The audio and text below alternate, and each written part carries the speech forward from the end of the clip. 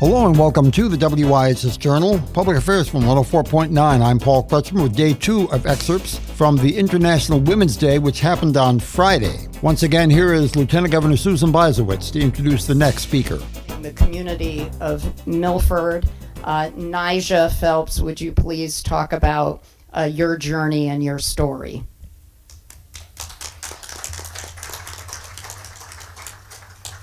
Thank you. Thank you, Lieutenant Governor. So I moved to Connecticut in 2016, and my husband and I had just finished being caretakers for his mom for 6 months, and I didn't know what it was to be a caretaker at that point. We had quit our jobs, and this was in the Midwest. We quit our jobs to take care of her. We didn't know how long it would be. Luckily, it was only 6 months, and we were flying blind, really. She'd had a medical emergency, and, you know, it's family, so that's what you do. We took care of her, and luckily, after 6 months, she was disabled, and it was huge, life-changing for her. Had to modify her home and her whole life, and but she was able to function without us, and he got a job, we moved here, but after something like that, I was like, what do people do if they don't have the education, the resources, the time, the money? What do they do? Who helps them? You know, there were resources online, but, you know, there wasn't any direction. We had to find everything on our own. And, you know, there was, you know, government resources, but again, we had to find everything on our own. Her doctors, you know, they were like, well, it depends on where you live. And I was just like, well, that's, you know, not great. But I think it was a few months later that I met Maddie Granado and the other amazing people who were working at QWELF, the Connecticut Women's Education and Legal Fund, now known as She Leads Justice. And they were working on something called a Connecticut Paid Leave campaign. And I was like, oh, what is that? And when they told me, I was like, oh, everyone needs that, which is true because most people don't know that there are 0 weeks guaranteed paid leave in America, which doesn't make any sense to me, considering what our country is, what we mean to the world. It depends on your employer, which also didn't make any sense to me. So I spent, since that time, a lot of my free time advocating to get that changed. And then I found out in Connecticut they've been working on that for I don't know how long, decades. And that there were other people doing it in other states, you know, trying to get it done at a national level, trying to get it done state by state. And, you know, you need to get buy-in from employers, you need to get buy-in from the government, and you need to get buy-in from everyday people working on it, being an advocate. And there's a difference between, you know, sympathy and empathy, and I had both now.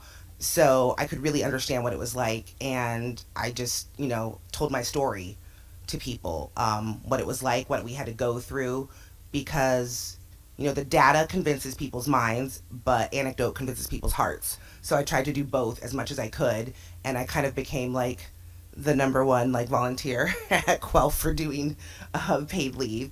And so I, you know, came up to the Capitol here and advocated a lot. I've done it virtually in Washington, D.C. at the Ways and Means Committee hearing, and you know, slowly but surely, like Lieutenant Governor said, in 2019, we got it passed in Connecticut, and definitely one of the best in the country, most comprehensive. Oregon, slightly better now because they copied us and made it a little bit better, but that's good. And, you know, I wasn't able to use it when I had my child, which is okay because I want everybody to have it, because every family is probably one medical emergency away from being almost financially bankrupt. And that is a really scary thought. And knowing that people who are close to my age probably are in that sandwich generation where you're probably taking care of your parents and your kids, and the idea that your employer could make or break that for you as far as being able to financially survive, it's devastating. You can't plan your day. You can't ever breathe. You are always in this sort of like trauma mode. The idea of the future is always tenuous, and no one should have to live that way. And I'd done it with my mother-in-law, and then I was doing it with my child, and we're doing it again with my mother-in-law, because it's, kind of a back and forth constant thing, and probably will be, for the rest of her life, just because that's the situation we're in. But, I'm so glad to live in Connecticut, knowing that this is available now to so many people, and that anyone can take advantage of it. And I'm so glad that we have people who understand that the implementation is just as important as the law being passed. That's another thing that everyone doesn't always understand. And I did spend so many hours volunteering for it, and still do, that I actually work for an organization now, Family Values at Work Action.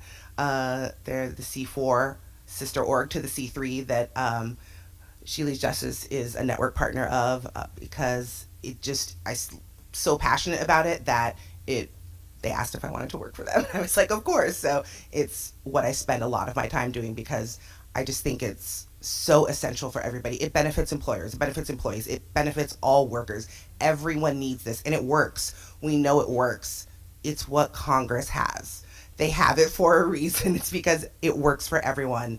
Everyone needs it. It's so good for families, because anything that you need, any kind of health emergency, which everyone will experience, everyone needs caretaking, it just makes sense. It's what makes work possible. Care is what makes work possible. And being able to care for yourself or someone else is essential. And there's no reason not to have it, especially in our country. So it's just what I try to spend so much time convincing other people of. That was very powerful, Nija.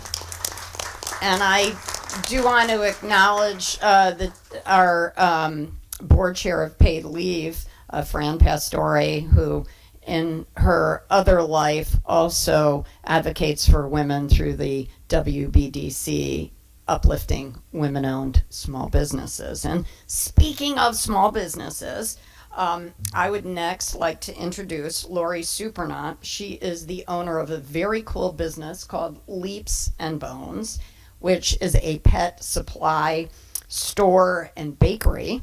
And there are locations in South Windsor and Manchester and Southington.